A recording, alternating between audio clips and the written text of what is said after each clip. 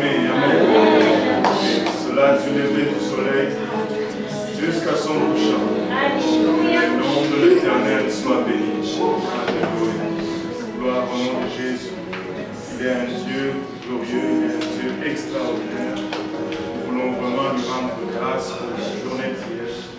Nous avons eu un total de 15 baptêmes du Saint-Esprit.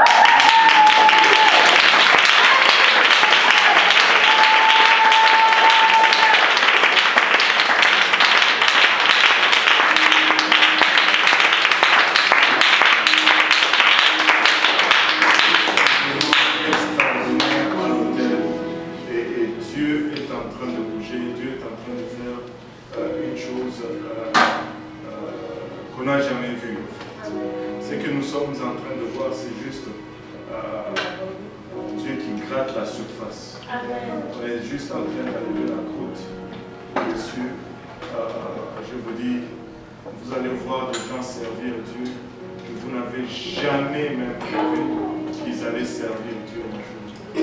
Vous allez voir des villes bouleversées parce que Dieu s'apprête à venir et il a mis son meilleure équipe sur le terrain. C'est comme les séries. Même s'ils sont blessés, ce sont les meilleurs qui jouent. Peut-être que tu penses que tu es blessé. Si tu fais partir de cette équipe maintenant, c'est la crème de la crème. Tu es la crème de la crème. Regarde ton voisin, dis-lui, tu es le meilleur des dieux.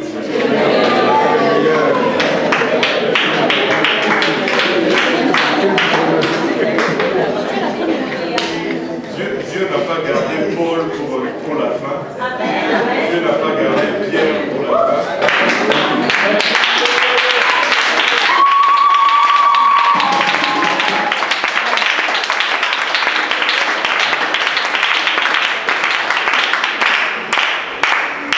Regarde un peu comment ça dit lui. Ah ouais, hein? Ah ouais! Dieu t'a gardé pour la fin.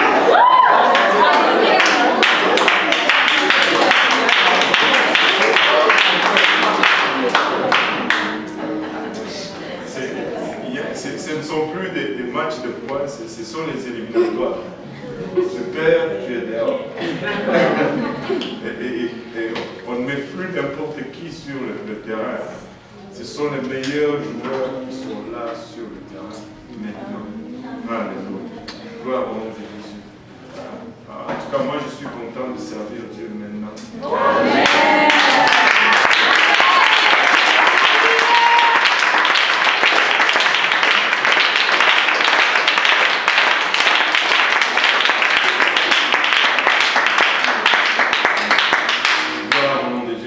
Est bon. Laissez-moi vous dire une chose. C'est pas pourquoi. Je vais aller.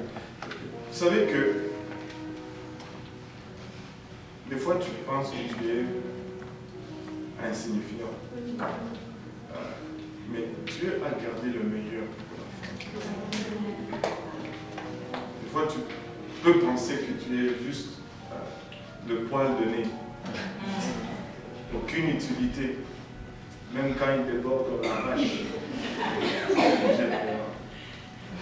Mais sais-tu que si on t'enlevait tout le poil de nez, tu vas commencer à éternuer continuellement.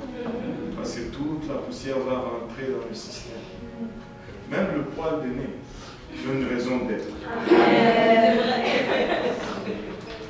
Peut-être que tu penses, tu me dis, oh, je suis juste un poil de nez. Mais c'est toi qui empêches tout le système à d'éternuer. Tu sais que quand tu éternues, tu meurs pour une fraction de seconde. C'est important le poil de nez.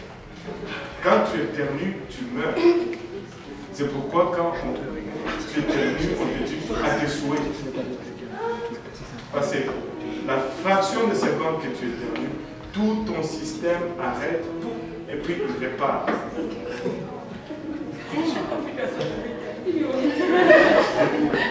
Non, mais il faut éternuer quand même. C'est ça qui permet de mettre la poussière dehors. Mais ton système arrête et puis il répare. Chaque éternuement, c'est comme un reset ou une mort à millisecondes. Tu meurs un peu puis tu reviens là. Le poids de lait, c'est important. Ne dis pas, je suis juste le poids de lait. Oui, peut-être que tu as un poids de lait, mais tu es nécessaire. Amen. Alléluia. Tout le monde est nécessaire. Alléluia. Gloire au nom de Jésus. Le Seigneur est bon. Alléluia. Battons nos mains pour le Seigneur.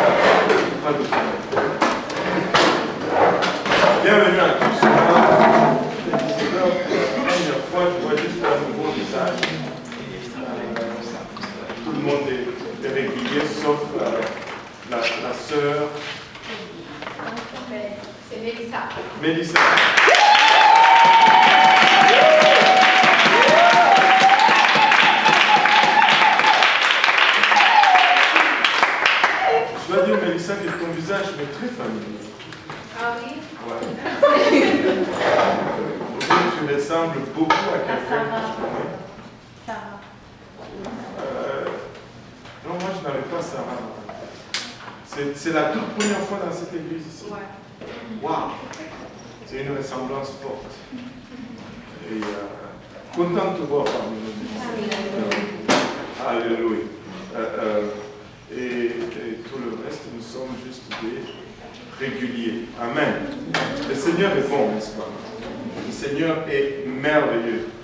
Nous avions commencé l'introduction du Nouveau Testament la dernière fois. Nous avions parlé de la structure, nous avions parlé de 400 ans de silence qui ont introduit le Nouveau Testament.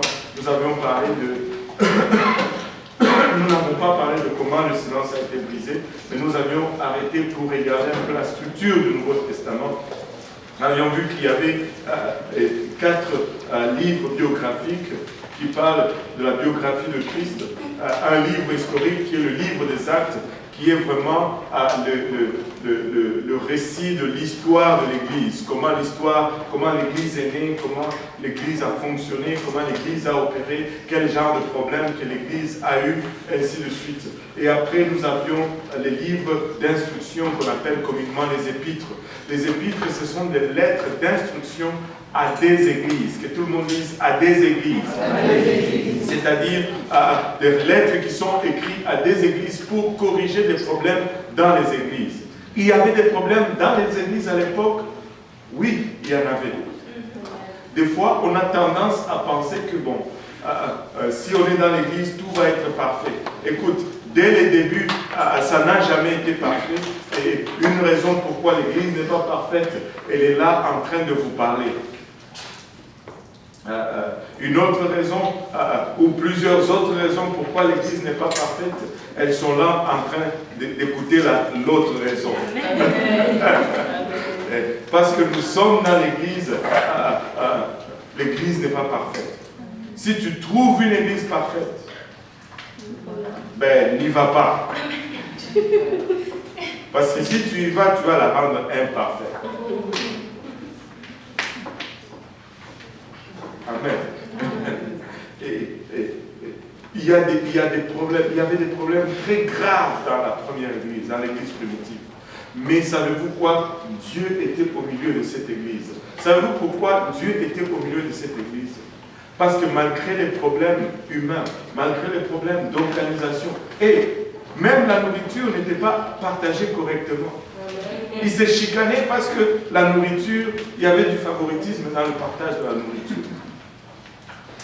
Ça, c'est comme le banquet de la conférence francophone, non? Amen. Amen.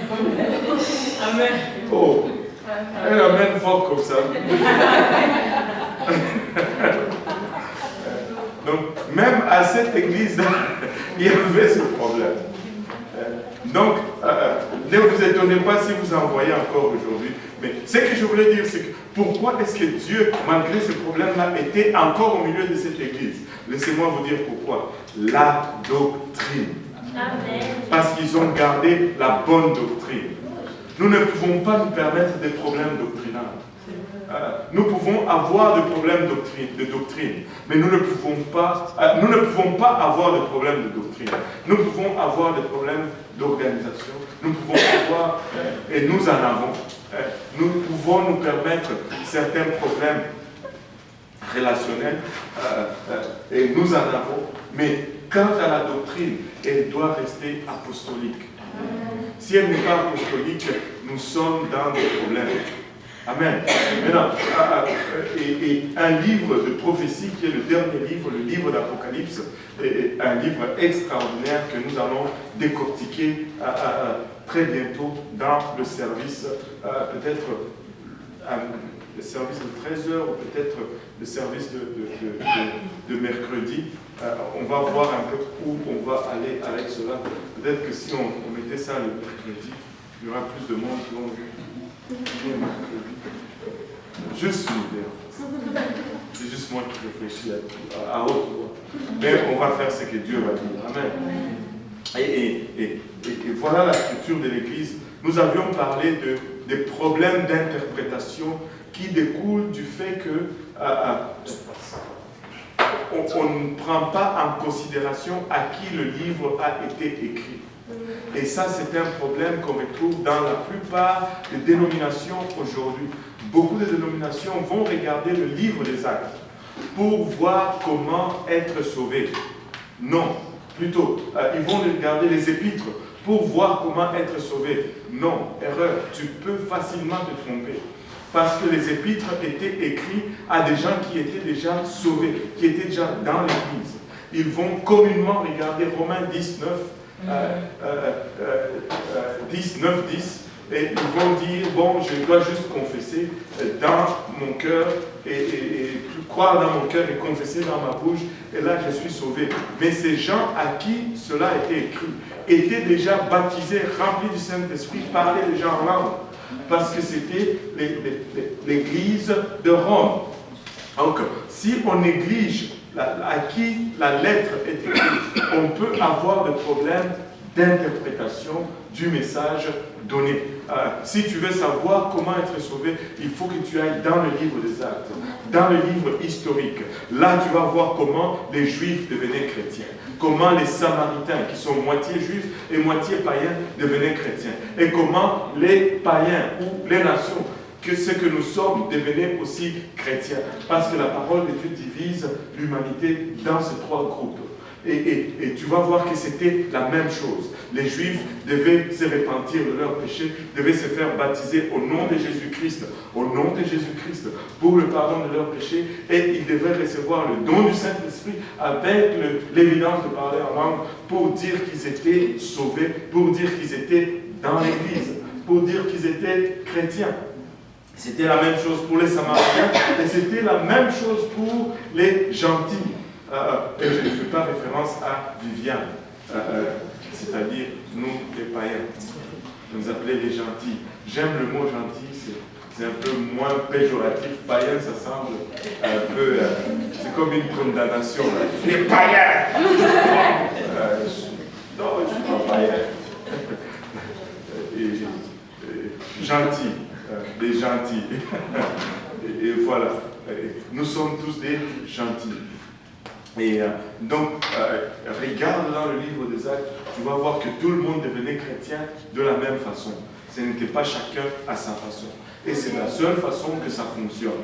Avec Dieu, il n'y a qu'une seule façon. Et voilà. Maintenant, retournons un peu au livre de Luc. Nous avons vu que c'était le livre le plus beau. Hein? Est-ce qu'il y en a qui se souviennent? Nous avons lu les 5 premiers versets et nous avons vu comment c'était waouh! J'aimerais qu'il fasse mes dissertations, Luc. Mais ça serait triché. En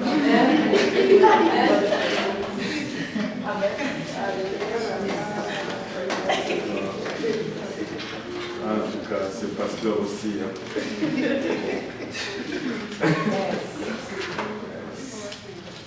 Bon, regardez. Évangile selon Luc.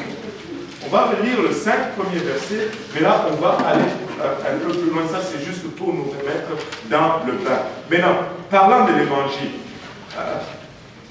moi, j'étais né catholique. Et comme un bon catholique, quand on me disait l'évangile, ben, je me disais qu'il y avait 4 évangiles. Bon, et même dans la Bible, c'est écrit évangile selon Luc. Et pour moi, évangile, c'était le livre. Mais évangile signifie la bonne nouvelle. Et l'évangile nous est défini dans 1 Corinthiens 15. Je ne sais pas pourquoi, mais définissons d'abord l'évangile avant de revenir à ça. Je me sens juste dirigé là-dedans. 1 Corinthiens 15 nous définit l'évangile. Je pense que tout chrétien devrait savoir c'est quoi l'évangile. Et devrait être en mesure de l'expliquer et de le partager. Parce qu'un ange ne peut pas partager l'évangile. Même Dieu lui-même ne partage pas l'évangile. Parce qu'ils ne sont pas récipiendaires de l'évangile. Ils n'expérimentent pas l'évangile. Évangile, 1 Corinthiens 15. Je vous rappelle, frère, l'évangile. Je vous rappelle, frère, quoi? L'évangile. L'évangile. Donc, il vient pour rappeler l'évangile. Oui? Que je vous ai annoncé. Que je vous ai annoncé. Il leur avait annoncé quoi? L'évangile. Que vous avez reçu. Ils ont reçu quoi? L'évangile. Dans lequel vous avez persévéré. Oh, il faut persévérer dans l'évangile. Amen. Oui. Amen. Moi, je pensais qu'une fois que tu l'as reçu, c'est fini. Non, il faut persévérer dedans. Amen. Dans lequel vous avez persévéré. Et par lequel vous êtes sauvés. Oh, quelle révélation. Ils sont sauvés par l'évangile. Donc, nous sommes sauvés par l'évangile. Waouh, ça devient important cet évangile. On continue. Si vous le retenez tel que je vous l'ai annoncé. Si vous le retenez tel que je vous l'ai annoncé. Là, je reviens à ce que je dis. Il n'y a qu'une seule façon. Et cette façon se retrouve dans le livre des Actes. Il faut retenir cet évangile tel qu'il a été annoncé. C'est-à-dire, tu ne le transformes pas. Tu n'ajoutes pas l'évangile. Tu ne retranches pas l'évangile. Tu ne modifies pas l'évangile. Tu ne déformes pas l'évangile. Tu ne changes pas l'évangile selon tes convenances. Si vous le retenez tel que je vous l'ai annoncé, sinon, autrement, vous auriez cru en vain. Quelle parole puissante. C'est puissant cela. Autrement, vous auriez cru en vain. Savez-vous, les gens vous disent, oh, crois seulement et tu seras sauvé. Mais tu sais que tu peux croire en vain.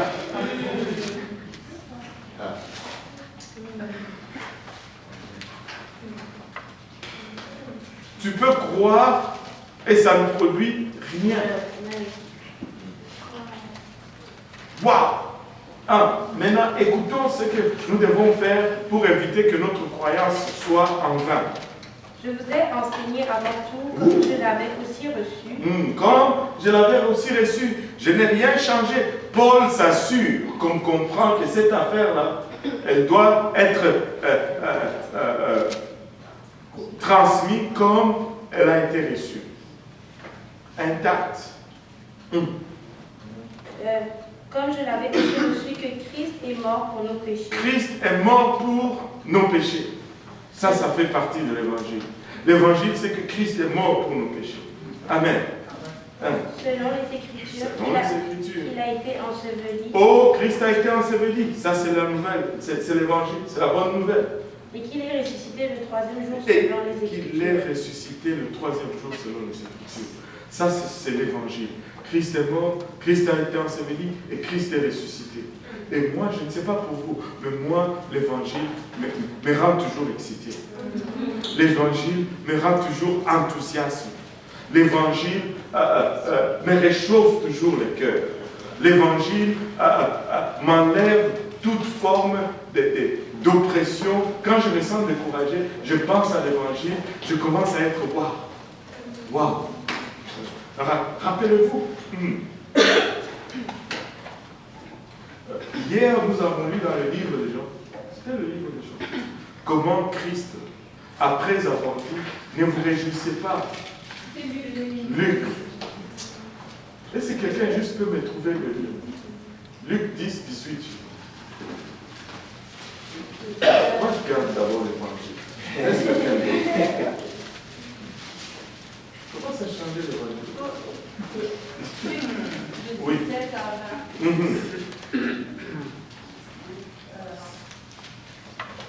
Vas-y. Les 70 revinrent avec joie disant. 18.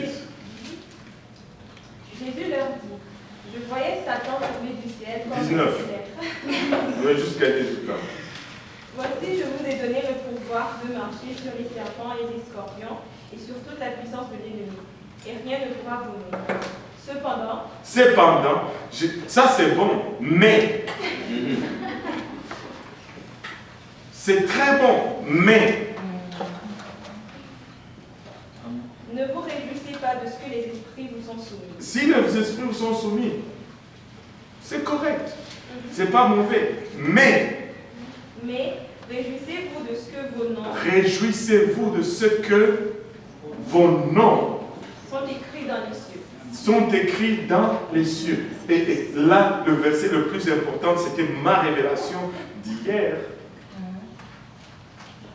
En ce même moment, après avoir dit cela, Jésus tressaillit de joie dans il tressaillit de joie dans le Saint-Esprit.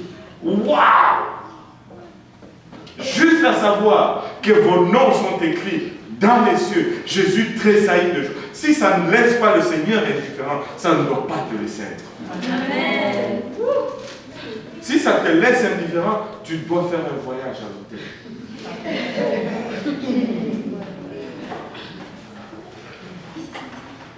Les gens se plaignent de l'évangile. Jésus tressaillit de joie, juste à l'idée.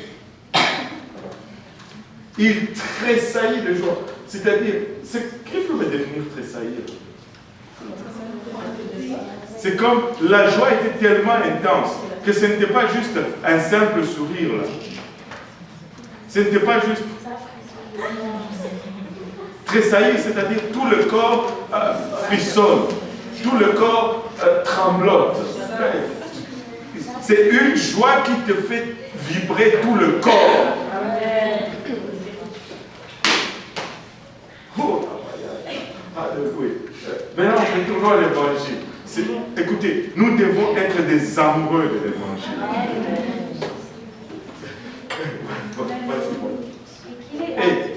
On avait déjà vu tout ça. C'est bon. Maintenant, la mort. Je suis perdu. J'ai tressailli de joie. Maintenant, la mort, l'ensevelissement et la résurrection de Jésus-Christ, qui s'applique à nous. Lorsque nous nous repentons, quand nous nous repentons, nous mourrons à nous-mêmes, dans nos pensées. Quand nous nous faisons baptiser, nous sommes ensevelis. Romains 6 nous dit, nous sommes ensevelis avec Christ par le moyen du baptême. C'est pourquoi tu dois être trempé complètement dans l'eau. Il ne faut pas être aspergé. C'est quand moi j'étais jeune, moi je pense que j'avais 13 ou 14 ans. Quand je me suis fait baptiser comme un bon catholique, après avoir fait la catéchèse, et on s'est assis sur des chaises pendant longtemps, pendant la catéchèse, et on est allé à l'église, paroisse Sainte Bernadette de la Katowakamanga. Et là, parce qu'on était grand, on était là, à côté de cette affaire-là, de ce bol, et puis on s'est penché, j'ai mis la tête comme ça, et le prêtre, il a versé de l'eau sur mon visage. Et là, on m'a essuyé avec un essuie-main, et puis je suis allé m'asseoir. Et puis on a continué la cérémonie, et puis je suis allé en avant avec des mains comme ça. On m'a donné le corps du Christ. Mouliwa Christ. Amen.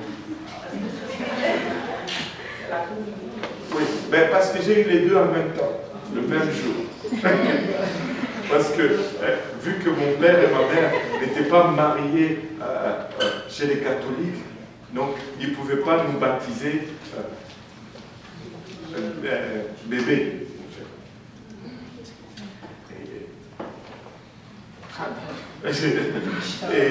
Et finalement, on a marché de la paroisse jusqu'à la maison, on marchait comme ça, des saints. Et là, il y avait toute une foule qui chantait à l'arrière de nous. Et moi et mon frère, le frère Mutomo.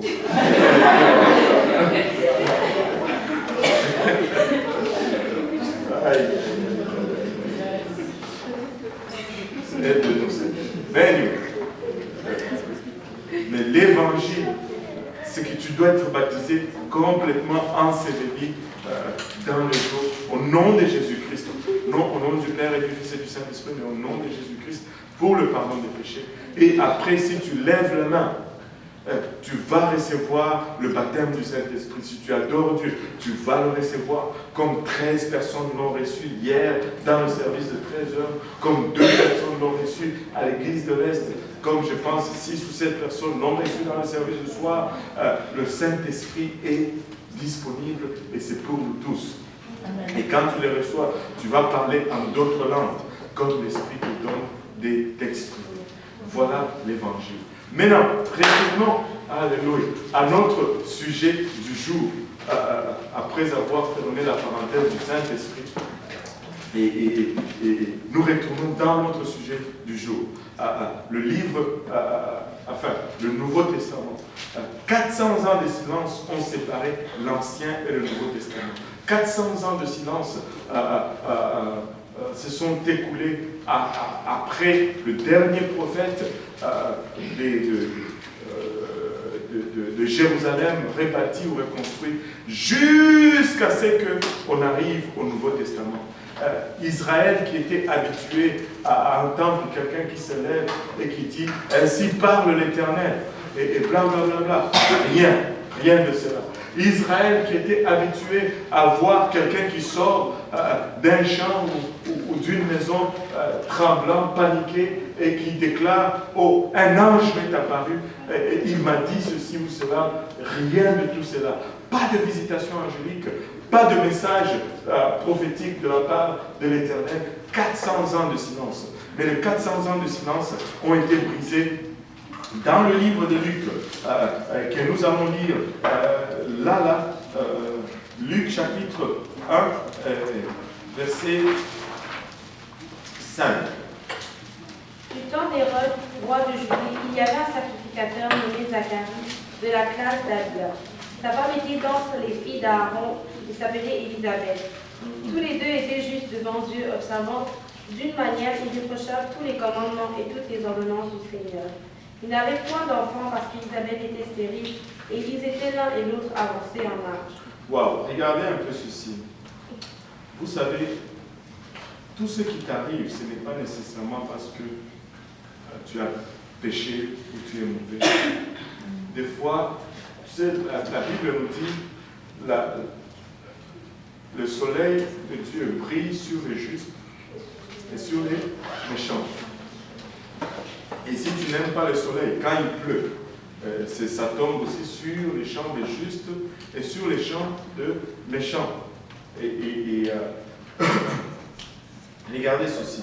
Il dit que du temps d'Hérode, roi de Judée, il y avait un sacrificateur nommé Zacharie. Il s'appelait Zacharie, il était de la classe d'Abia, et sa femme était d'entre les filles d'Aaron et s'appelait Élisabeth.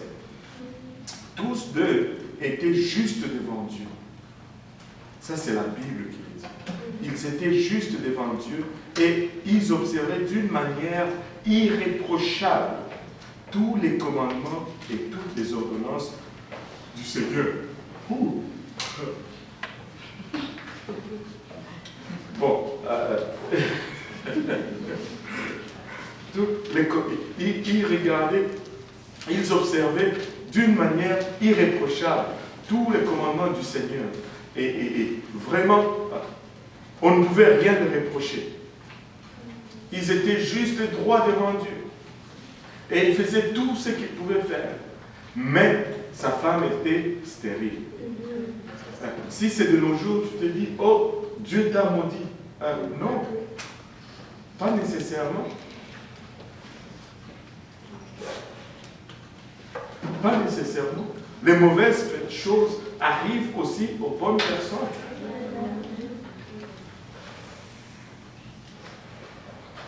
Les mauvaises choses arrivent aussi aux bonnes personnes. Par exemple, la sœur Tilmé, c'est une bonne personne. Alléluia. Mais est-ce que de mauvaises choses sont déjà arrivées, sœur Tilmé? Oui. Beaucoup même. Beaucoup même. Même toi, tu es quand même une bonne personne. Est-ce que tu estimes que tu es une bonne personne? Ah ouais. C'est tombé là. Les mauvaises choses arrivent quand même. Elle était stérile et tous les deux étaient avancés en âge, c'est-à-dire ils étaient vieux. Maintenant, verset 8. Or, pendant qu'il s'acquittait de ses fonctions devant Dieu, selon le tour de sa classe, il fut appelé par le sort, d'après la règle du sacerdoce, à entrer dans le temple du Seigneur pour offrir le parfum. Toute la multitude du peuple était dehors en prière à l'heure du parfum. Alors un ange du Seigneur apparut à Zacharie et se tient debout à la droite de l'autel des parfums. Zacharie fut troublé en le voyant et la frayeur s'empara de lui. Mais l'ange lui dit, « Ne crains point, Zacharie, car ta prière a été exaucée. Ta femme Élisabeth enfantera un fils et tu lui donneras le nom de Jean. Il sera pour toi un sujet de joie et d'allégresse et plusieurs se réjouiront de sa naissance. Car il sera grand devant le Seigneur. Il ne boira ni vin ni liqueur enivrante et il sera rempli de l'Esprit Saint dès le sein de sa mère. Il ramènera plusieurs des fils d'Israël au Seigneur leur Dieu. Il marchera devant Dieu avec l'esprit et la puissance d'Élie pour amener les cœurs des pères vers les enfants et les rebelles à la sagesse des justes, afin de préparer au Seigneur un peuple bien disposé. Afin de préparer pour le Seigneur un peuple qui est bien disposé. Maintenant, il était pour brûler l'encens qui est vraiment le type de prière, comme on l'avait vu dans l'étude sur le plan du tabernacle. L'encens représente la prière. L'autel de parfum représente la prière. Maintenant, est-ce qu'il y a quelqu'un qui veut voir un ange? Vous voulez voir les anges? Ou juste un?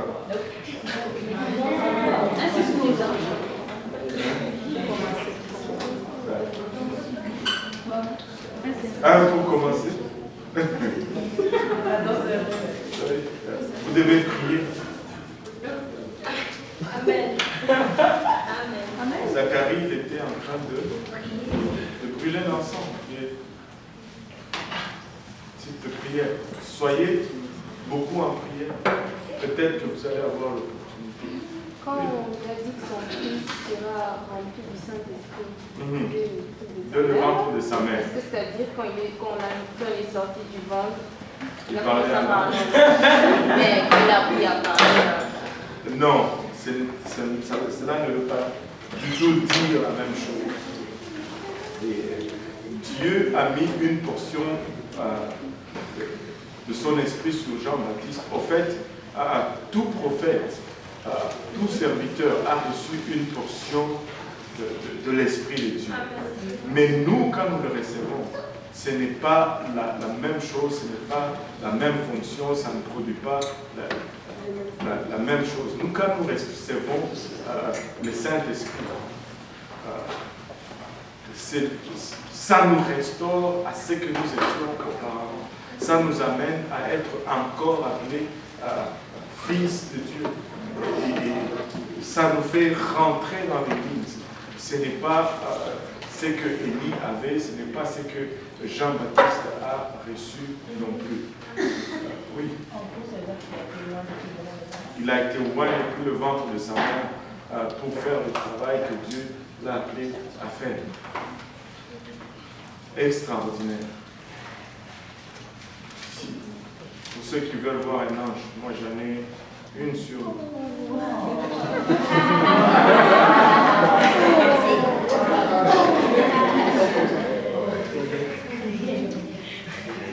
Non? C'est calme, ce silence angélique. Et vraiment, maintenant, il offrait de l'encens, et là, il voit un ange lui apparaître. Remarquez ceci. Allez voir tous ceux qui ont eu de visions, de visitations angéliques dans la Bible. Tous, ils ont eu peur. Tous, ils ont eu peur. Quand ils ont vu un ange, ils ont eu peur. Les anges, quand ils apparaissent vraiment sous leur forme angélique, c'est bizarre. Les anges, ce n'est pas des beaux avec des robes blanches et 2 ailes et une petite couronne en lumière. Comment on appelle ça? L'auréole. Bon, autour de la tête. Et puis avec une petite musique. C'est pas comme ça. Ça fait peur. Ça fait peur. Si tu regardes la description de certains anges, ils ont des yeux partout. Les mains. Bon, je vous laisse à vous le loisir. Mais des fois, les anges apparaissent comme, ils peuvent prendre la forme d'un humain. Ils peuvent prendre la forme d'un humain. Et moi, j'aime plutôt cette forme.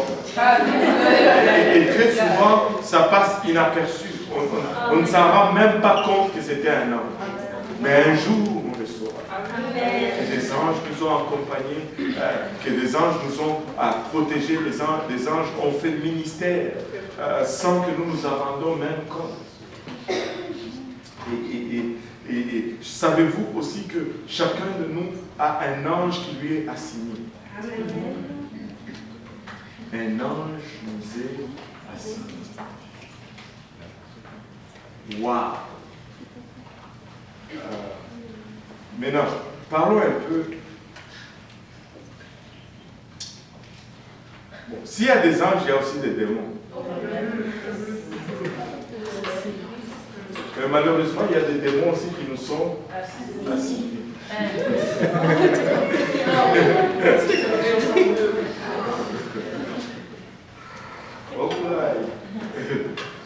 Oh boy, ça monte vite là. Pourquoi les démons nous sont assignés? Pour s'assurer que nous allons tomber. Je dis, leur patron. Mais Dieu ne peut pas faire comme. Mais il a signé un ange.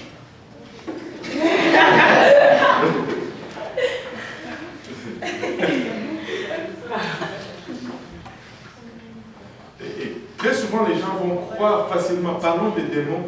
Ils vont croire. Mais parle des anges, bof. Bof. Bah, qui est-ce qui te dit que même ça existe? Mais c'est pas un démon. C'est un ange déchu. C'est un ange déchu. S'il n'y avait pas d'ange, il n'y aurait pas de démon. Amen. Donc, oui.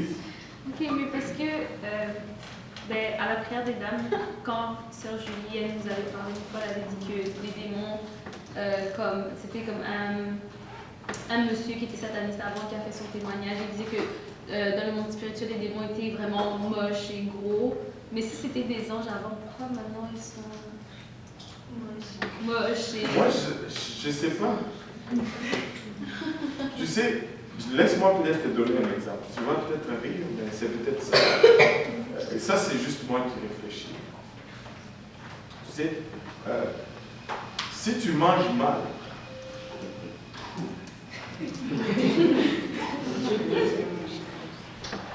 ton apparence change aussi. Ça, c'est juste une réflexion. Il n'y a rien de spirituel là-dedans. C'est juste la logique. Peut-être c'est ça. c'est si tu...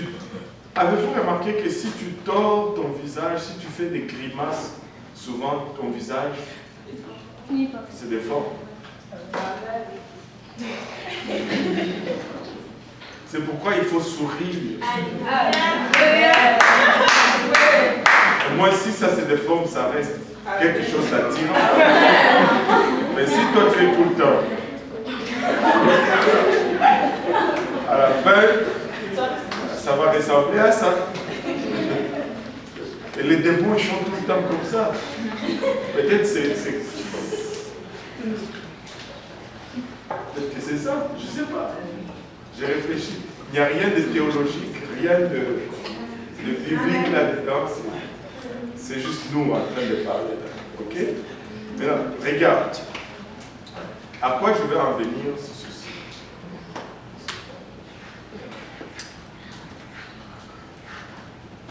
Les démons sont des anges déchus, mais nous savons exactement en quelle quantité ils ont été désobéissants.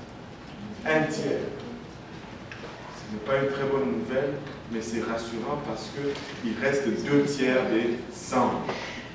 Donc pour chaque démon, il y a un ange, il y a 2 anges pour matcher. Amen. Maintenant,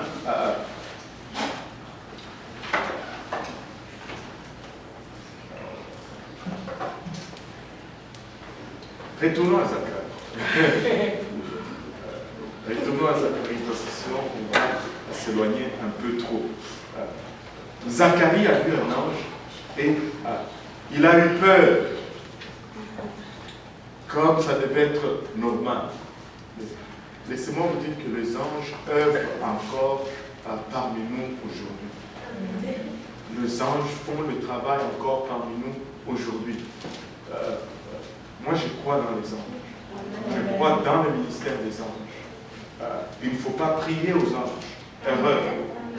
Il faut toujours prier à Dieu. Mais quand tu pries, des fois, là, il faut vocaliser quand tu pries. Surtout quand tu es en train de faire du combat spirituel, tu es en train de faire de l'intercession. Il faut vocaliser des fois, même quand tu es seul. Pourquoi? Parce que lorsque tu parles, ta voix affecte l'atmosphère spirituelle autour de toi. Je vais vous dire pourquoi. Parce que les anges, tout comme les démons, ne peuvent pas lire ta pensée. Ils ne peuvent pas lire ta pensée. Nous avons des anges qui nous sont assignés, mais certains d'entre nous, nos anges sont en train de chercher des jeux de Monopoly, des jeux de 6, des jeux de cartes, pour passer leur temps, parce que nous ne les faisons pas travailler. Ils s'ennuient. Ils attendent que tu leur donnes des ordres, que tu pries, que tu donnes la direction. Mais toi, tu es occupé à courir ici et là, et tes anges ne font rien. Et tu te sens toujours oppressé, opprimé, dérangé. Mais les anges sont là, ils disent quelque chose. Prie, c'est pourquoi nous devons prier continuellement. Nous devons prier. Quand nous prions, nous donnons ordre aux anges. Et c'est un domaine dans lequel les femmes ont beaucoup d'autorité. Amen.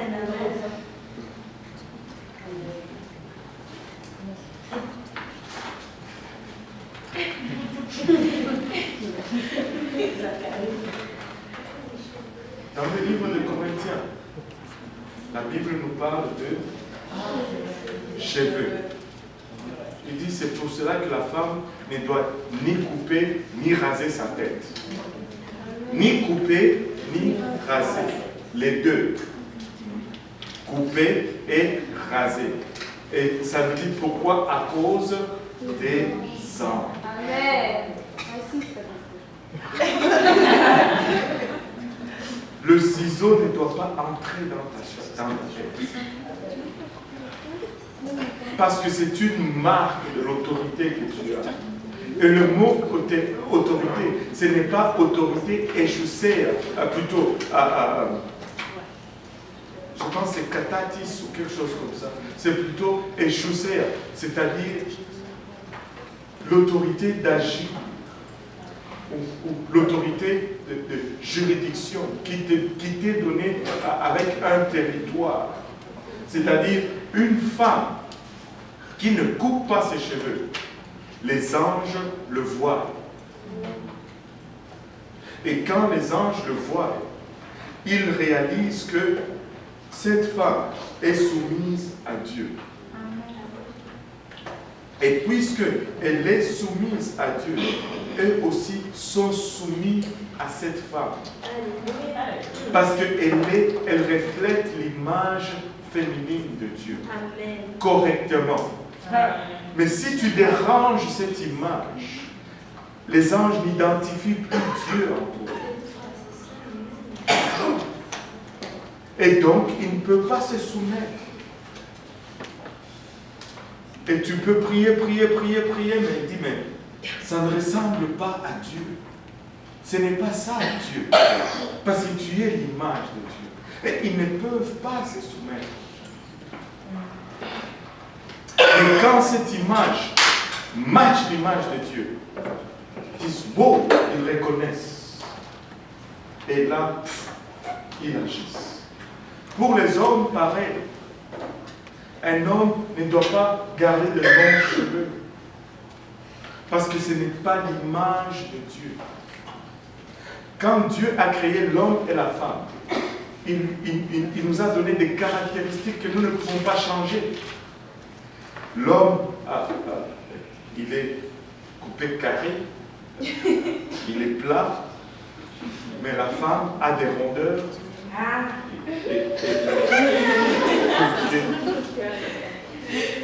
Que tu ne peux pas changer.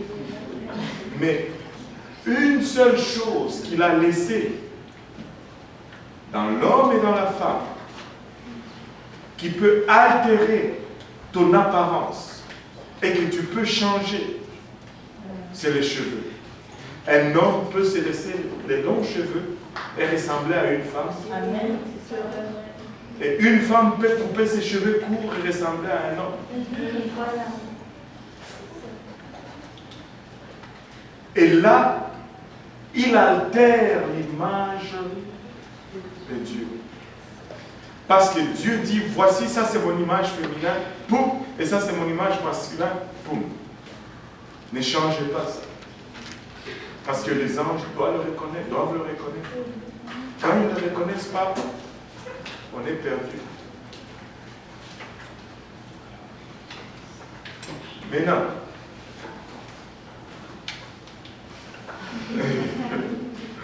Maintenant, regardez ceci.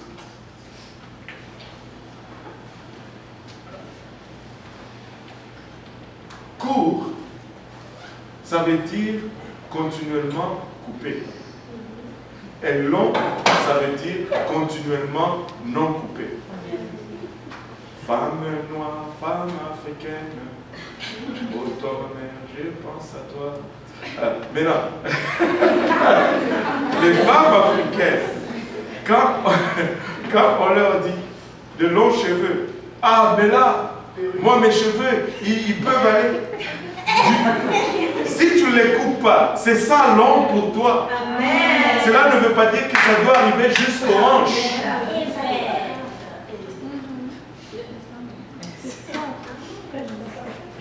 Dieu dit seulement coupe pas.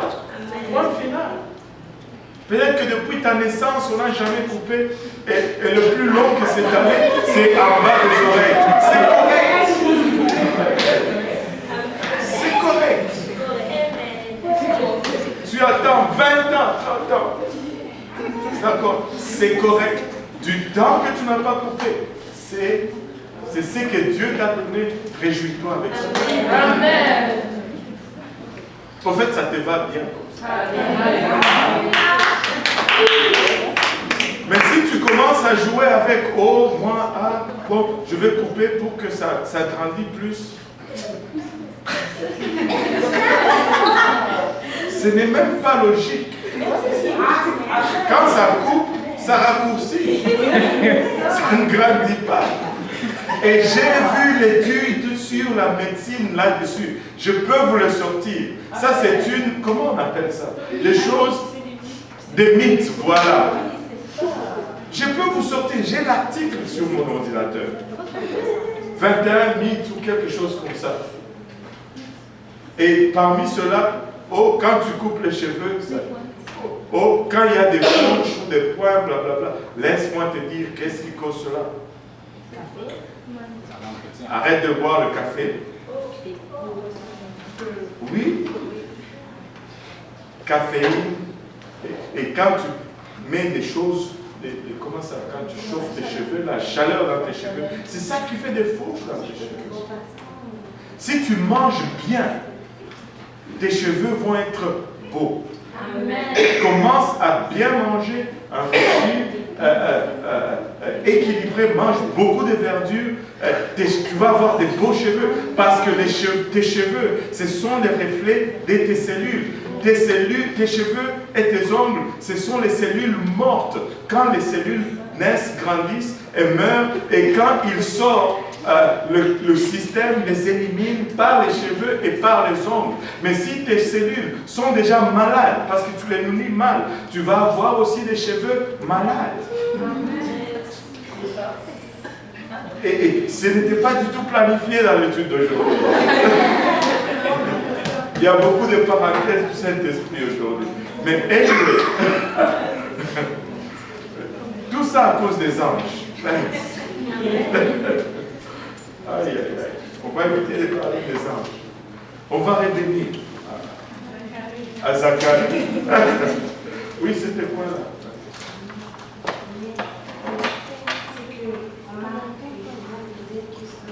Oui, qui t'a posé?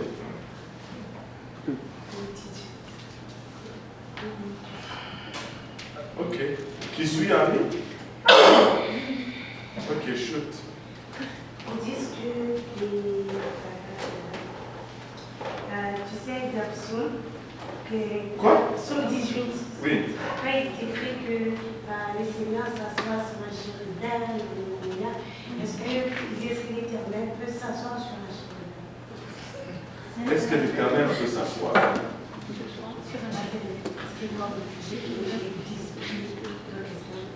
Ben, c'est figuratif, parce qu'un esprit, ça n'a même pas de jambes. Il faut qu'on puisse dire que c'est assis. C'est juste la représentation d'une forme majesté, de sa majesté, de sa puissance. Il est assis sur son trône. Ça invoque l'autorité.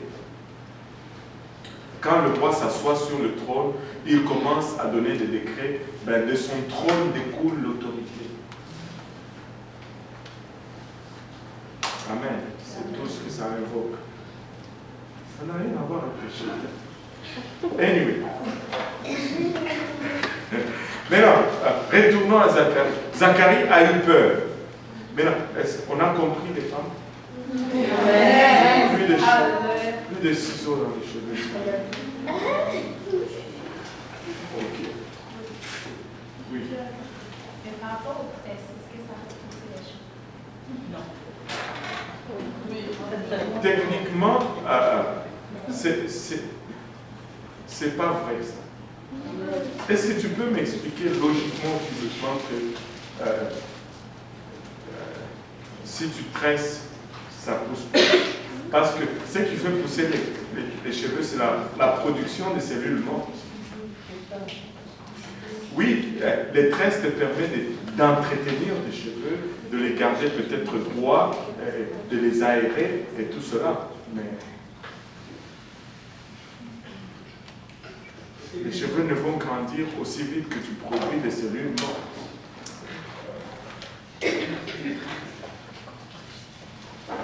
Écoutez, je ne suis pas un nutritionniste ou statisticien. N'allez pas m'amener sur ce terrain-là. Je vous ai juste donné l'information que vous aviez besoin. Le reste, bon. Amen. Oui. Par rapport aux cheveux, mais ça n'a rien à voir avec la jeunesse. Quand il y a des femmes, quand elles rases, elles ressemblent vraiment à des hommes. Et vous avez dit que quand on prie, si tu as les cheveux coupés, l'ange peut ne pas te reconnaître parce que tu n'es plus à l'image. Ben, ce n'est pas, il peut ne pas te reconnaître. Tu as altéré l'image de Dieu. Mais il peut penser que tu es un homme, puis ça marche quand même. Non, non, il faut que Moi, je pense qu'il y a des choses qu'on va changer là. parce que tout ce qu'il voit, c'est une confusion. C'est comme si tu voyais, par exemple, même à nous, ça nous arrive. Je vais vous raconter une histoire. Ça, c'est l'histoire des Anglais qui voulaient s'attaquer à des Écossais. Les deux camps de guerre étaient d'un côté et de l'autre. Et les Écossais ont commencé à avancer. Boum, boum, boum. Et quand les Anglais ont vu ça, ils ont pris fuite. Et là, le roi leur demande, mais, hey, soldats, pourquoi vous fuyez comme ça? Et là, les soldats répondent, disent, mais roi, tu as vu leurs femmes? Si leurs femmes ont des mollets comme ça, comment seront les hommes?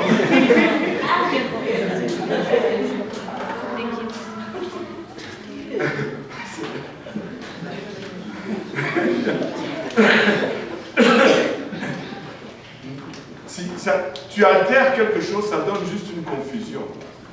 Même des fois, pour nous, il y a des mariages où c'est lui qui marie les personnes, regarde comme ça, il dit, ben, bon, que le marié embrasse la mariée, ben, que c'est lui qui est le marié embrasse celle qui est la mariée, parce que les deux ont de longs cheveux.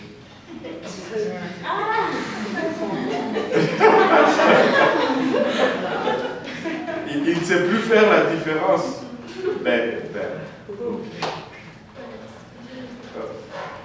Ça crée juste une confusion. Un ange, ce qu'il voit, c'est la désobéissance, c'est l'insoumission. Quand tu n'altères pas cette apparence, tu es en train de crier tout que tu es soumis à Dieu. Mais quand tu l'altères, tu es en train de crier tout que tu refuses ce que Dieu a fait. Maintenant, retournons à Zacharie. Amen. Maintenant, Zacharie voit l'ange et il a peur. Et l'ange lui dit, tu vas avoir un enfant et il sera grand. Il ramènera les cœurs des fils au père, etc., etc. Et Zacharie a peur. Et regarde. Zacharie dit à l'ange, à quoi reconnaîtrai-je cela? À quoi reconnaîtrai-je cela? Car je suis vieux et ma femme est avancée en âge. Et ma femme est avancée en âge. Pour lui, il dit, je suis vieux, mais pour sa femme, il dit, ma femme est avancée en âge. Zacharie était quelqu'un qui savait comment éviter les problèmes. Il savait comment éviter les conflits à la maison. Moi, je suis vieux, mais elle est tout simplement avancée en âge. Et là,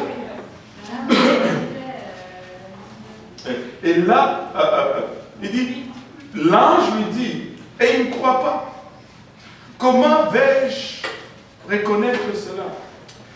Écoutez, je vais faire une pause encore une fois, parce qu'il y a quelque chose qui me dérange beaucoup ces derniers temps. Dieu m'a fait voir une tendance, c'est une tendance qu'on voit souvent, mais Dieu m'a permis de mettre le doigt dessus d'une façon un peu plus précise. Nous devons faire très attention. Nous allons lire la parole de Dieu. Nous allons argumenter là-dessus. Mais que quelqu'un vienne te dire, oh Dieu m'a dit, là, à ce qui te concerne. On le croit tout de suite. Ça, c'est dangereux. Ça, c'est dangereux. Oh. Qu'on te donne un verset, tu vas argumenter avec ça. Mais quelqu'un vient te dire n'importe quoi, soit disant que Dieu a dit. Là, wow. Mais savez-vous quoi? Ça, c'est le Dieu a dit le plus sûr que tu ne puisses. tout autre Dieu a dit doit être conforme à celui-ci. Si ça va dans le contraire de ce que Dieu a dit, c'est pas bon. Amen. Mais notre première réaction, quand c'est ça, ben, est-ce que tu es vraiment sûr?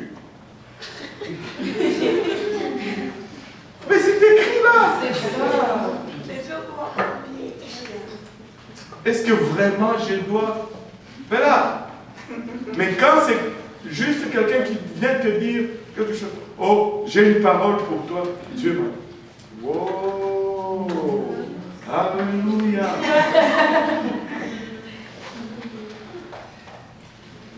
Tu ne vas même pas prier. C'est tout de suite, c'est vrai. C'est la main levée ou c'est votre truc de chaque jour? J'ai compris. Alléluia. Maintenant, Zacharie, l'ange lui parle en face. Il dit, ouais, mais bon, comment est-ce que je veux voir cela? Et continue. Oui. À quoi reconnaîtrai-je cela, car je suis vieux et ma femme est avancée en âge? L'ange lui répondit, je suis Gabriel. L'ange lui répondit, tu ne sais pas qui je suis? C'est ça. Je suis Gabriel. Bon. Je me tiens devant Dieu. Je me tiens devant Dieu quand même. J'ai été envoyé pour te parler, pour t'annoncer cette bonne nouvelle. Et toi, tu ne veux pas croire? Et voici, tu seras muet et tu ne pourras parler jusqu'au jour où ces choses arriveront, parce que tu n'as pas cru à mes paroles qui s'accompliront en leur temps. Waouh! Parce que tu ne m'as pas cru. Bang! Pour 9 mois, tu ne vas pas être capable de parler. Wow! Pauvre Zacharie. Déjà, par la nature, la femme parle plus que l'homme. En moyenne, une femme dit 2 fois plus de mots qu'un homme dans une journée. 3 fois, c'est 3 fois. J'étais en déficit. 3 fois plus de paroles qu'un homme. Mais maintenant, là, même son tiers, on le lui ôte. Il ne pouvait plus argumenter. Vous savez, l'ange lui dit, et puis il doute, et l'ange lui dit, parce que tu as douté, Kolobo, tu ne vas plus parler. Tu ne vas plus parler jusqu'à ce que le bébé naisse. Maintenant, pourquoi est-ce que l'ange lui impose silence comme ça?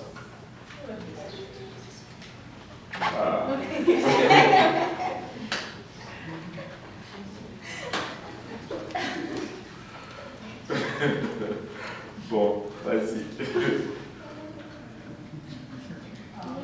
L'ange t'a imposé silence aussi. Bon. C'est parce qu'il allait décourager les autres. Il allait dire, Mais il allait s'aimer son incrédulité. Il allait s'aimer son incrédulité. Des fois, quand tu ne crois pas, tu sais, garde le silence. Amen. Vous savez, l'incrédulité, c'est contagieux. Oui. Et il y a des gens qui vont être incrédules. Quand c'est positif, ils ne vont pas croire. Mais donne seulement une chose négative, waouh, c'est la chose qu'ils vont croire. Oui. Aussi, nous les hommes, on est supérieurs aux anges. Ou on est inférieurs. Ça dépend.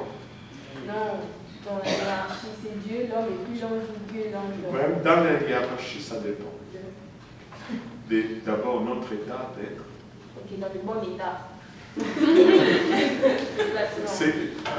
On est supérieur lorsqu'on prie, on est l'image de Dieu et quand il nous regarde, ils reçoivent les ordres de notre part. Est-ce que c'était le cas de Zacharie? est-ce qu'il était à l'image de Dieu? Ah oui, c'est sûr. Ok, mais comment ça se fait que l'ange dit qu'il est supérieur à l'ange et l'ange dit C'est ce que je voulais finir de te dire. C'était ça ma question. C'est ce que je voulais finir de dire si j'avais continué. Mais non, nous sommes supérieurs dans le sens que nous sommes les enfants de Dieu. Tu sais, laisse-moi te donner un exemple parfait que tu vas comprendre facilement, surtout étant africain. Tu sais, quand ton père est président, toi tu es le fils du président. Maintenant, le général de corps d'armée, il est supérieur ou inférieur au fils du président? Ça dépend. Si tu regardes les capacités, le général est supérieur. Mais si tu regardes l'hiérarchie, tu sais, souvent quand le fils du président va parler, le général, même s'il est supérieur, il va écouter. Il ne faut pas regarder cela dans le sens de je suis plus élevé. Non, vraiment.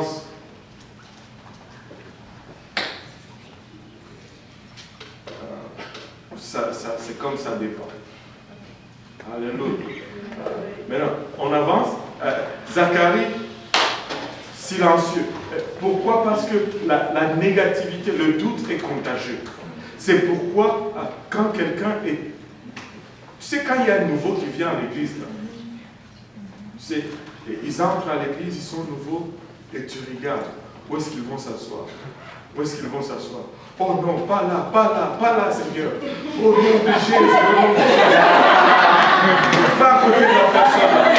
Parce que tu sais que cette personne est négative. Et puis là, la personne regarde et puis elle passe. Alléluia, alléluia. Là, Seigneur, au nom de Jésus, assis-toi, assis-toi.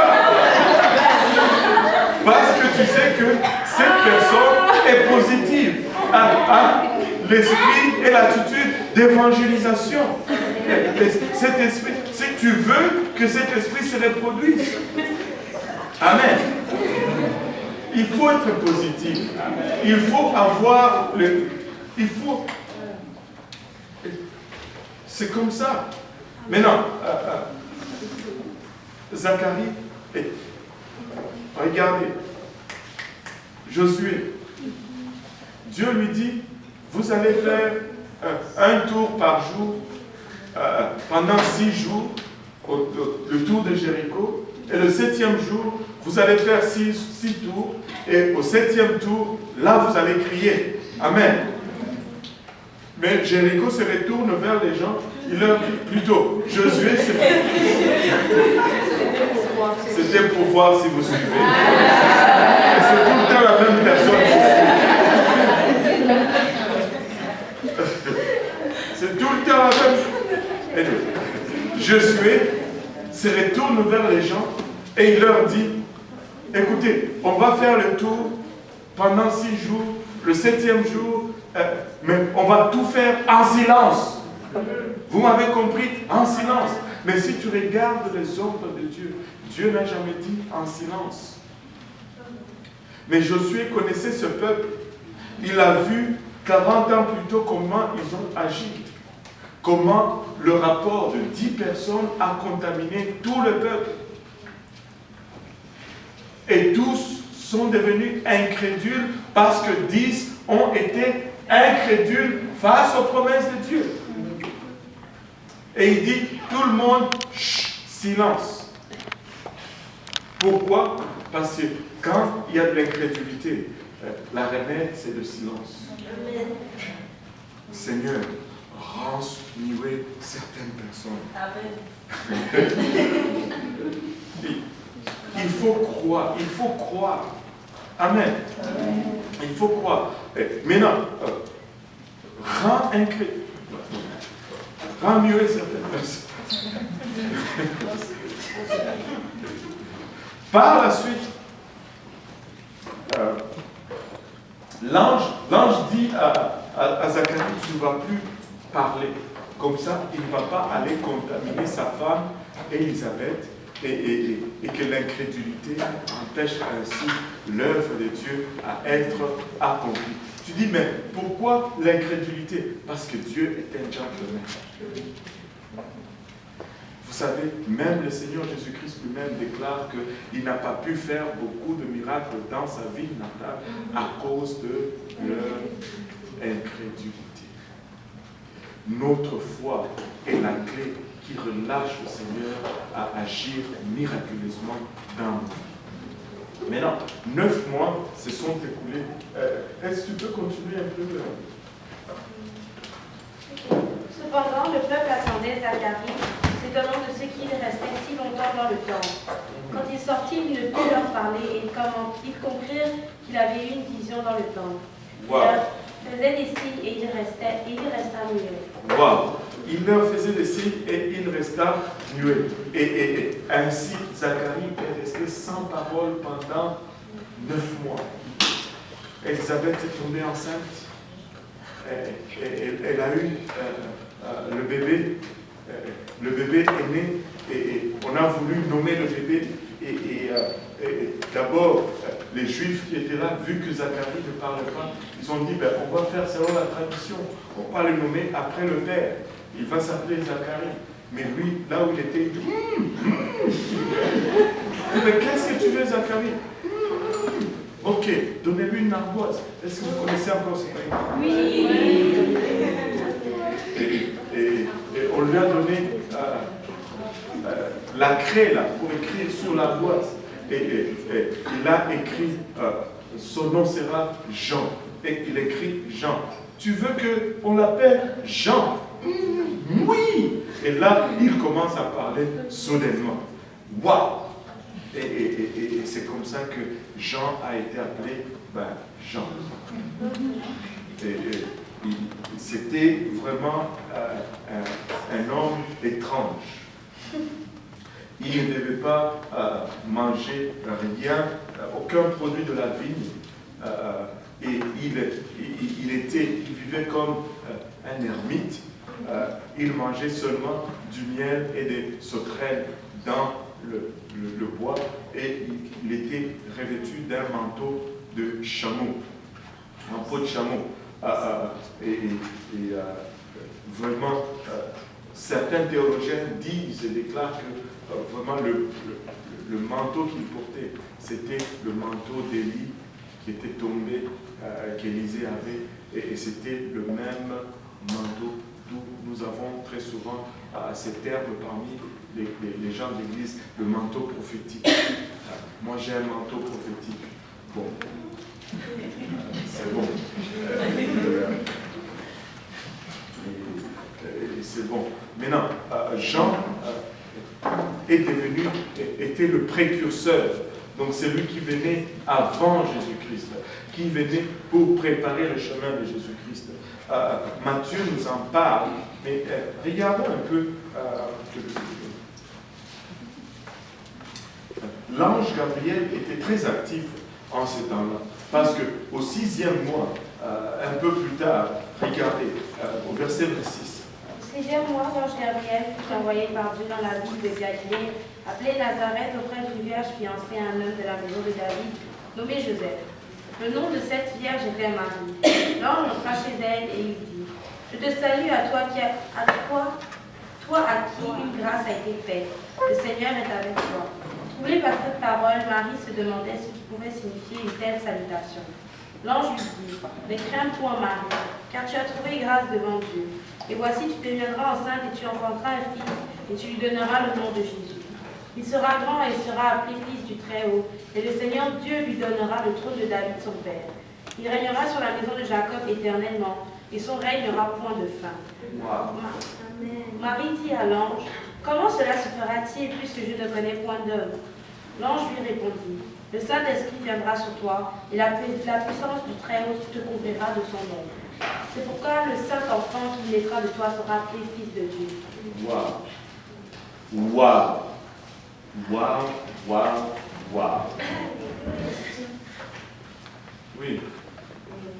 Quand j'étais catholique, L'enseignant nous avait dit que la question de Marie, de demander comment ça se fera alors que je ne connais point d'heure, prouve qu'elle comptait rester vierge toute sa vie. Parce que ça ne devait pas la surprendre qu'on lui dise qu'elle sera enceinte puisqu'elle était fiancée et qu'elle allait se marier. Non, non, ça allait la surprendre. Pourquoi?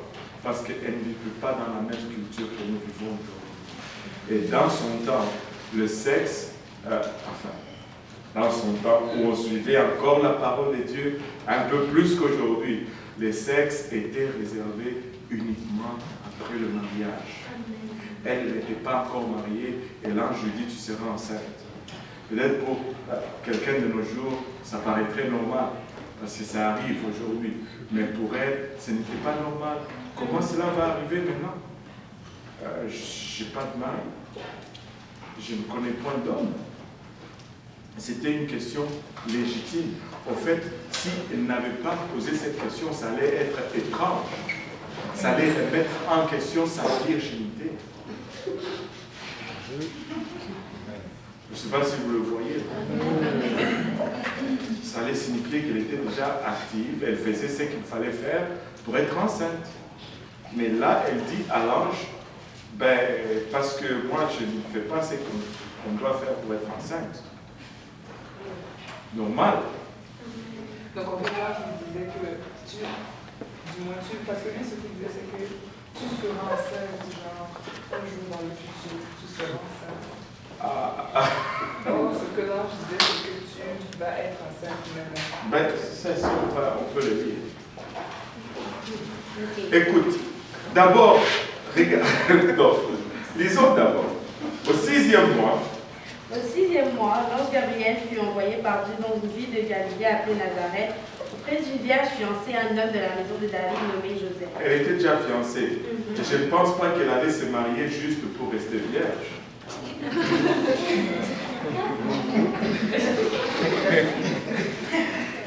Non, non, c'est juste pour dire que ce raisonnement ne tient pas debout. Mais non. Le nom de la Vierge était Marie. L'ange entra chez elle et dit, je te salue à toi à qui une grâce a été faite. Le Seigneur est avec toi. Troublée par cette parole, Marie se demandait ce que pouvait signifier une telle salutation. L'ange lui dit, ne crains point Marie, car tu as trouvé grâce devant Dieu. Et voici, tu deviendras enceinte, et tu enfanteras un fils, et tu lui donneras le nom de Jésus. Il sera grand et sera appelé fils du Très-Haut, et le Seigneur Dieu lui donnera le trône de David son père. Il régnera et son règne n'aura point de fin. Marie dit à l'ange, comment se fera-t-il puisque je ne connais point d'homme? Je ne connais point d'homme. Elle ne dit pas je ne connaîtrai point d'homme. Je ne connais point d'homme. Comment vais-je devenir enceinte? La question de l'ange, plutôt la nouvelle de l'ange ne pouvait être que future, parce que elle n'était pas encore enceinte. Et là, il dit, mais comment cela va se faire, puisque je ne connais point d'homme. Pas je ne connaîtrai point d'homme.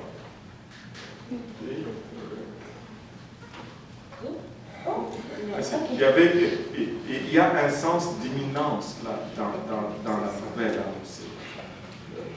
Oui. Il régnera sur la maison. Bon, et puis le reste. Anyway, elle pose cette question parce que quand l'ange lui dit, c'est comme, il y a imminence. Tu vas devenir enceinte. Wow, attends une minute là, je ne suis pas encore marié moi là. Qu'est-ce que tu veux dire par développe. Et c'est ça. Et l'ange lui explique que non, c'est le Saint-Esprit qui viendra sur toi. Oui, j'ai oublié ton nom. Rose. Rose. Vas-y, Rose.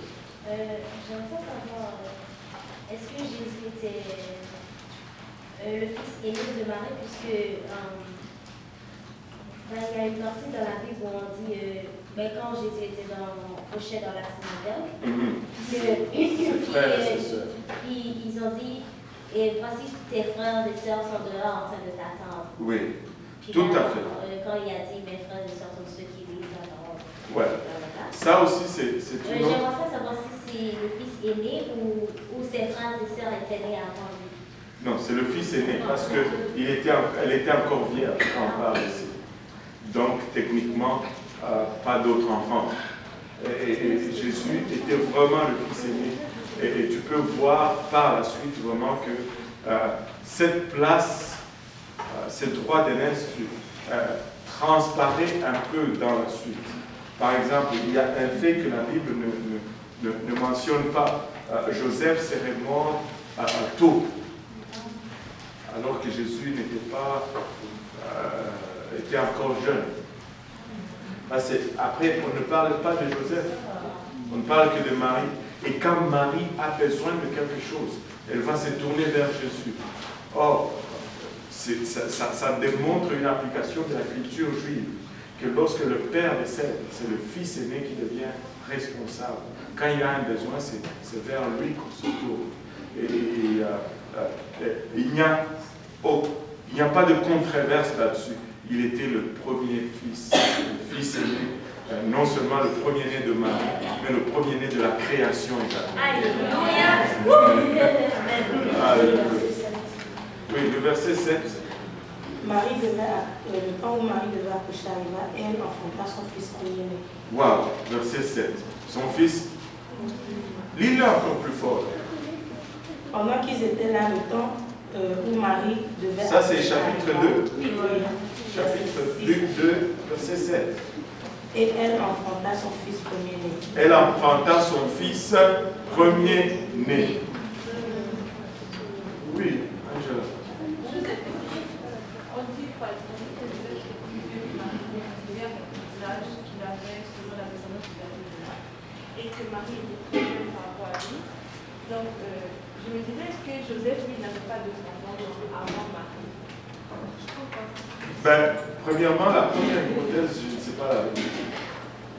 Que Joseph était très avancé en âge par rapport à Marie. Je ne sais pas.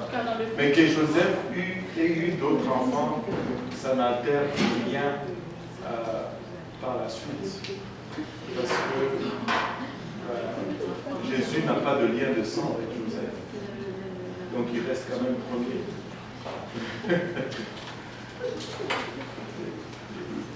Il n'y a aucun lien de sang avec Joseph.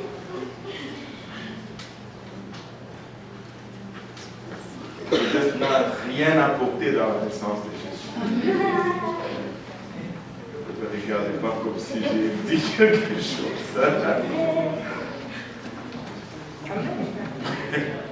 Oui. Wow, ça fuse de partout maintenant. Et là, je la écoutez, que ce soit des questions qui nous apportent, hein, pas juste des spéculations. Ok? Allez, chose. Est-ce que Jésus n'avait pas de sang de Joseph? Alors, il descendait de la lignée de David par l'adoption? Non, par Marie. Mariage. Par Marie. Marie descend aussi de la lignée de David. Ah, ok, c'est ça. Comment? Tu n'as qu'à regarder le... Parce que dans Matthieu 1, on te donne toute la lignée de David là. Après, on te dit, au verset 16, que Jacob engendra Joseph, l'époux de Marie de laquelle est né Jésus. Ouais. Et puis, il n'y a pas une seule généalogie de Jésus. Dans Luc, ça dit quoi? Hein? Oui, ce n'est pas la même chose. C'est différent. Parce que le Joseph dans Luc n'est pas l'époux, mais c'est le père de Marie. Parce que c'est la seule façon d'arriver jusqu'à Marie. Spéculation ou c'est affirmation? Non, tradition juive. Alors Joseph, qui part dans la lignée, c'est quoi Joseph? Parce que, écoutez, si tu regardes les deux généalogies, c'est pas la même chose. Mais chaque personne a deux généalogies. C'est vrai, non? Oui. Donc, si ce n'est pas l'un, c'est l'autre. Même juste en partant, là. Et je ne sais pas si... Mais j'ai trouvé des généalogies complètes. Bon. Oui, ben, si ça peut aider quelqu'un. Moi, j'ai ma généalogie de la part de ma mère, mais remarquez ceci. Si on me donne la généalogie de la part de ma mère, on ne va pas me donner toutes les mamans. On va me donner les papas, le papa, le papa, le papa, le papa, le papa, jusqu'à ma mère. C'est ce qu'on a fait. Mais seulement qu'on n'a juste pas cité Marie parce que dans la tradition juive, on ne cite pas la femme.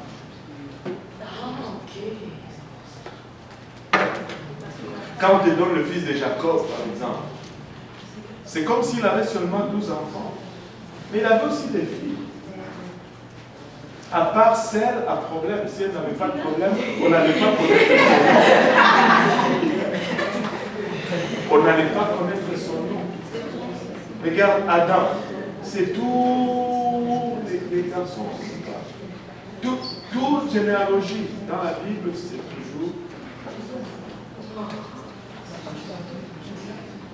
Donc, si c'est comme on dit en anglais, c'est un no-brainer. S'il n'y a pas à se casser la tête là-dessus. Ok. Toi, tu veux savoir.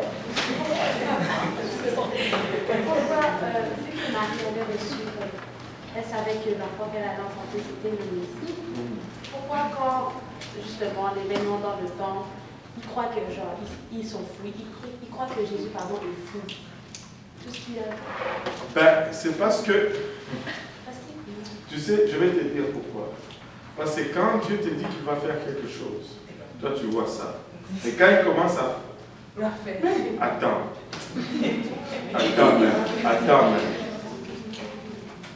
Oh, on a prié. C'est incroyable ce qui est arrivé. C'est incroyable ce qui est arrivé. Dieu fait un miracle et puis tu ne crois pas. Marie, à un moment donné, elle était comme toi aussi. Et quand elle voyait maintenant ce que Jésus faisait, elle n'arrivait plus à croire. Parce que ça dépassait l'entendement. À chaque fois que Dieu dépasse notre entendement, nous arrêtons de croire. Nous le vivons chaque jour, non? Non, tu ne m'as pas suivi. C'est incroyable. Tu ne vas pas croire ce que Dieu a fait. C'est parce qu'on l'a prié pour. Tu sais, je vais vous donner un autre exemple. Combien de fois les gens qui venaient à l'église il y a longtemps au service francophone, quand on était juste 12, incluant ma famille, ils partent pour 2 ans et ils reviennent et ils voient 180 personnes. Ils disent, mais, oh, c'est incroyable! Mais c'est parce que Dieu nous l'avait dit. Et quand ils partent, ils reviennent, ils trouvent 250. Mais c'est, waouh! Je ne peux pas croire ce que Dieu est en train de faire à Montréal. Il l'avait dit. Commencez à croire ce que Dieu dit. Commencez à croire. Ça va nous éviter beaucoup de têtes. Quand Dieu le dit, c'est du cash. Amen. Tu peux aller à la banque. Alléluia. Ils vont le prendre. C'est du cash. Mais retournez un peu à Zacharie, s'il vous plaît. Là, on est rendu à Jean-Baptiste.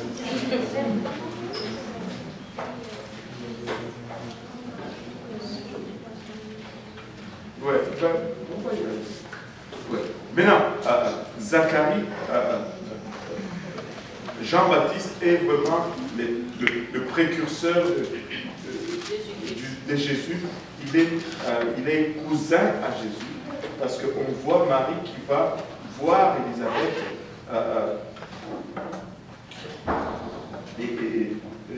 quelque chose d'extraordinaire. Pour ceux qui ont été catholiques savent comment on chantait ça. Mon âme exalte le Seigneur. Je vais faire ça là. Exulte ton esprit en Dieu. Il s'est penché sur son humble servant. Désormais, tous les anges.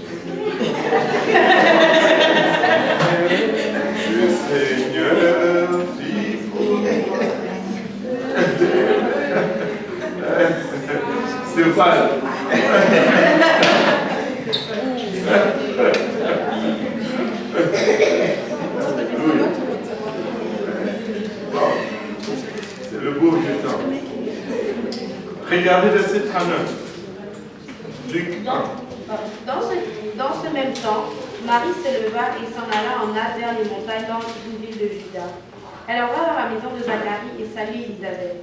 Dès qu'Élisabeth entendit la salutation de Marie, son enfant tressaillit dans son sein et elle fut remplie du Saint-Esprit. Elle s'écria d'une voix forte, « Tu es bénie entre les femmes et le fruit de ton sein est béni. Comment m'est-il accordé que la mère de mon Seigneur vienne auprès de moi? Car voici, aussitôt que la voix de ta salutation a frappé mon oreille, l'enfant a tressailli d'allégresse dans mon sein. Heureuse celle qui a cru, parce que les choses qui lui ont été dites de la part du Seigneur auront leur accomplissement. » Et Marie dit, « Mon âme exalte le Seigneur, et mon esprit se réjouit en Dieu mon Sauveur, qui les yeux sur la bassesse de sa servante, car voici désormais toutes les générations me diront bienheureuse, parce que le Tout-Puissant a fait pour moi de grandes choses. Son nom est saint et sa miséricorde s'étend d'âge en âge sur ceux qui le craignent. Il a déployé la force de son bras, il a dispersé ceux qui avaient dans le cœur des pensées orgueilleuses. Il a renversé les puissants de leur trône et il a élevé les humbles. Il a rassasié de biens les affamés et il a renvoyé les riches à lui. Il a secouru Israël, son serviteur, et il s'est souvenu de sa miséricorde, comme il l'avait dit à nos pères envers Abraham et sa postérité pour toujours.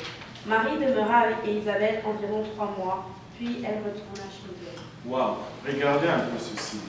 Moi, je ne sais pas s'il y a quelque chose qui me frappe ici, dans tout ce qu'on a vu, surtout ce que Marie est en train de déclarer.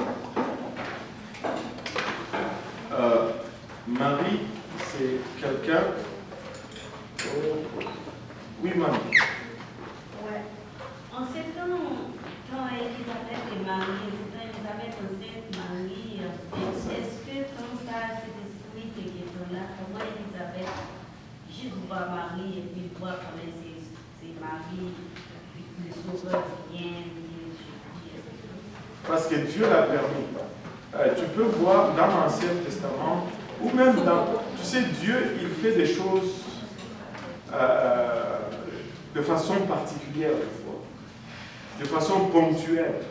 Mais ça semble être hors de l'alliance.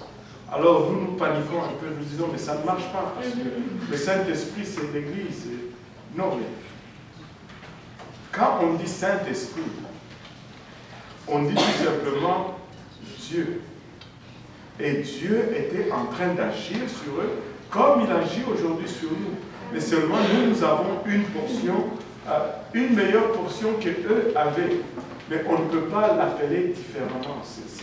C'est le même nom qu'on doit l'appeler. C'est le Saint-Esprit, parce que c'est Dieu. C'est toujours Dieu. Que ce soit dans l'Ancien Testament et que ce soit dans le Nouveau Testament, c'est Dieu. Ce n'est pas Saint-Esprit, ce n'est pas. Il ne faut pas réduire ça à une entité, une tierce entité. Amen. C'est Dieu. Quand tu dis Saint-Esprit, tu dis Dieu. On pouvait dire ici qu'elle a été remplie de la présence de Dieu et elle a parlé ainsi. C'est une locution prophétique, si on peut dire. Parce que c'est inspiré par l'Esprit de Dieu. Mais cela ne veut pas dire qu'elle a reçu le Saint-Esprit comme nous le recevons aujourd'hui. C'est ce que ça veut dire. Maintenant, ce que je veux souligner, c'est que nous, les pentecôtistes, des fois, nous devenons allergiques à Marie à cause de ce que le catholicisme en a fait.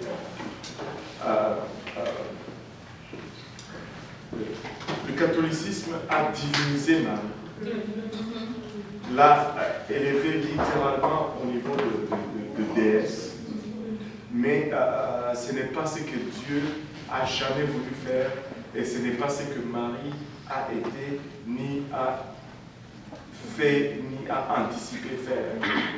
J'étais une fois avec un monsieur qui était italien dans un garage Et puis, je suis tombé comme ça, et ça discutait déjà sur la parole du Seigneur. Et quand le garagiste m'a vu, au fait, c'était le frère Sid, il a dit, Pasteur Kaosi, viens parler un peu à lui, il adore Marie et tout ça. Et vous savez ce que le Luthérien m'a dit? Il dit, tu sais, c'est comme toi, si tu es malade et que le docteur ne veut pas te recevoir, sa mère peut aller demander au docteur, s'il ne t'écoute pas, il peut écouter sa mère au moins. Je lui dis, cela est peut-être vrai, mais ton exemple est biaisé. Parce que, bien qu'il peut écouter sa mère, mais moi je ne veux pas recevoir une prescription que sa mère m'écrit. Je ne veux pas être consulté par sa mère. Et c'est ça qu'ils font. Je n'ai jamais vu un médecin avec sa maman dans son cabinet.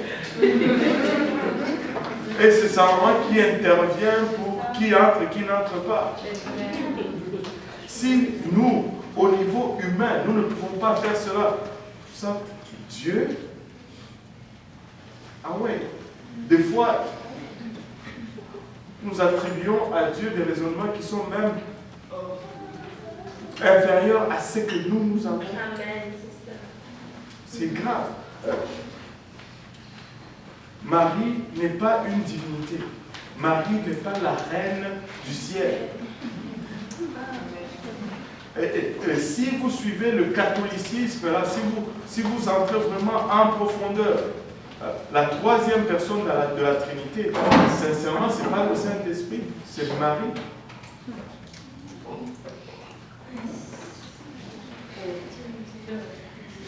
Et ils ont amené, au fait, allez chercher ça sur Google, vous allez voir. Tapez Sémiramis, image, Sémiramis. C'est une déesse, comme ça s'écrit, comme ça se prononce. Sémiramis, c'est une déesse babylonienne. Les mêmes images, les mêmes statues de Sémiramis. C'est le même statut, le même visage qu'on voit aujourd'hui représentant Marie. Pourtant, un enfant dans les bras, cet enfant qui est nul autre que Nimrod, avec un bâton et l'auréole autour de sa tête.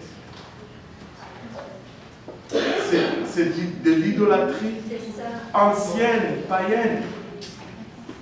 Si tu vas à Trois-Rivières,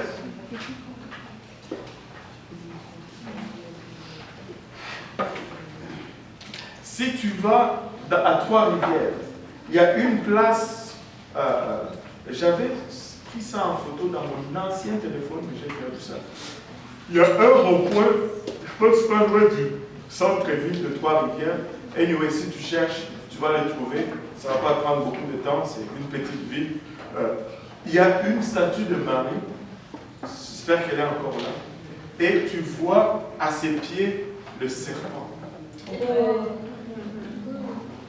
Comme quoi c'est Marie qui a écrasé le serpent. Comme quoi c'est Marie qui a vaincu le diable. C'est ça. Wow! Ce n'est pas Marie qui a écrasé le serpent. C'est Jésus qui a écrasé le serpent.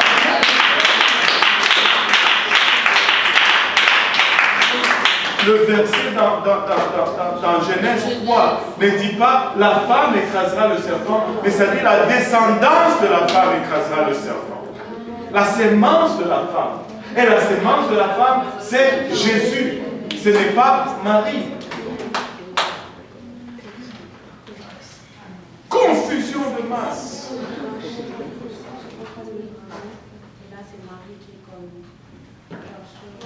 Ce n'est pas ça. C'est pas ce qui s'est passé. Je ne sais pas si vous vous rappelez, en tout cas, la mort du pape que j'ai vu, qui est publicisé partout, c'était Jean-Paul II. Est-ce qu'il y en a qui ont vu les obsèques de Jean-Paul II? Avez-vous vu le cercueil? Oui, mais qu'est-ce qu'il y avait d'écrit sur... Il y avait une lettre sur le cercueil. Anne. Marie? Oui.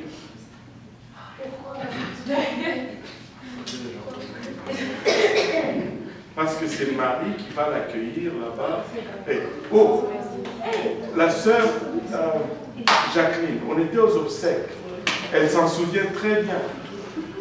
Le prêtre catholique qui faisait les funérailles a dit, on va prier que Marie, la mère de Dieu, l'accueille. La mère de Dieu.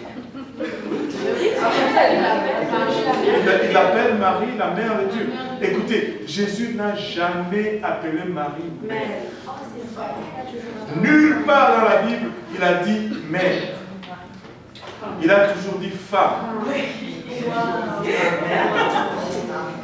Allez le vérifier. Femme, qu'y a-t-il entre toi et moi?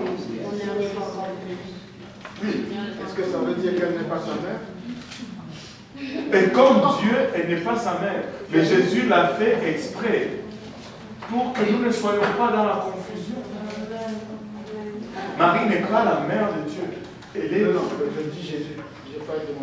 Elle est la mère de la chair. Parce que quand tu dis Jésus, ce nom s'applique aussi et à la chair et à l'esprit qui était dans cette chair. Parce que Jésus, ça signifie tout simplement Jéhovah, Sauveur. Ça s'applique aussi à l'esprit. Donc il est nécessaire de clarifier. Amen. Il est nécessaire de clarifier. Hey, quelle étude! Merci. Il n'y a eu que des parenthèses tout le long.